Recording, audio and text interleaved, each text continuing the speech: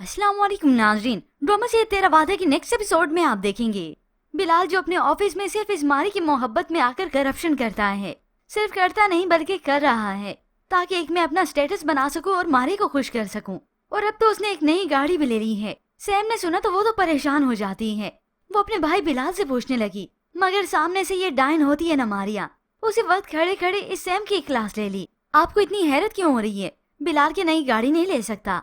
अब सैम ने कह दिया कि मैं अपने भाई से बात कर रही हूँ, तुम बीच में मत बोलो। मगर ये मारिया तो याद दिलाने लगी कि ये मेरा शोहर है, क्योंकि ये मारिया तो दूसरों पर अपनी सिर्फ ठोंसी जमाती है। आप मेरे शोहर के बारे में बात कर रही हैं और मैं खामोश रहूं, ये तो नहीं हो सकता। अब ये तो बिलाल की कमरकली है जो इन दोनों के बीच में आकर सिर्फ और सिर्फ अपनी बीवी की ही सुनता है। हालांकि उसे तो खुद मारिया को शटअप कॉल दे देनी चाहिए। मारिया क्या हो गया, अगर तुम मेरी बीवी हो तो वो मेरी बहन है। मगर नहीं, ये मारिया तो है माचिस की तीली, बल्कि पूरी माचिस ही है। सैम तो इस बात को लेकर परेशान है कि इतने पैसे इसके पास आए कैसे। मगर मारिया तो इस बात को बढ़ा चढ़ाकर बिलाल के सामने पेश करेगी कि बिलाल देख लिया तुमने खुद अपनी आंखों से, सैम से हमारी खुशी बर्दाश्त नहीं हो रही, वो तुम्हें तरक्की करते हुए देख ही नहीं सकती।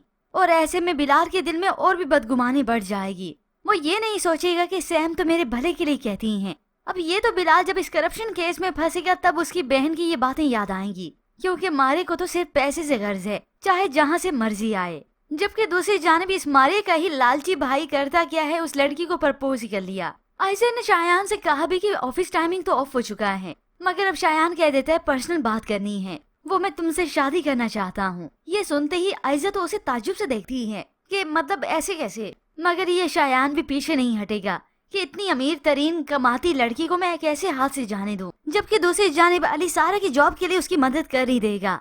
होप से सारा की जॉब उसे वापस मिल जाएगी, क्योंकि इसके बिना उसके मायके का गुजारा कहाँ है। जबकि दूसरी जानिब शायान के करतूतों की वजह से वो शख्स पहुंच गया उसके घर। उसके क्या बल्कि इस फ्लैट के कागजात तो उसी के पास हैं।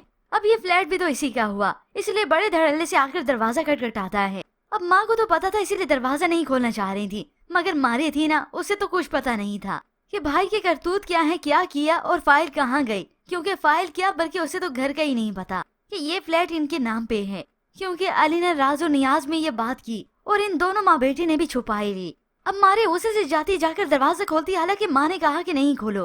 तो बस फिर इस मारिया की जबान ऐसे खुलती है जैसे सामने सैम ही खड़ी हो। मगर ये सैम नहीं बल्कि एक नंबर का गुंडा है।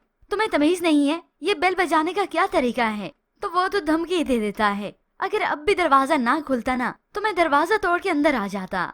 अब मारिया जिसकी जबान को लगाम तो है नहीं, उसी वक्त इसे बातें सुनाती चली जाएगी और हो सकता है यही फिर इसे अच्छे से पूछे। जबकि दूसरी तरफ फरा भी बहुत बड़ी मुसीबत में फंसने वाली है।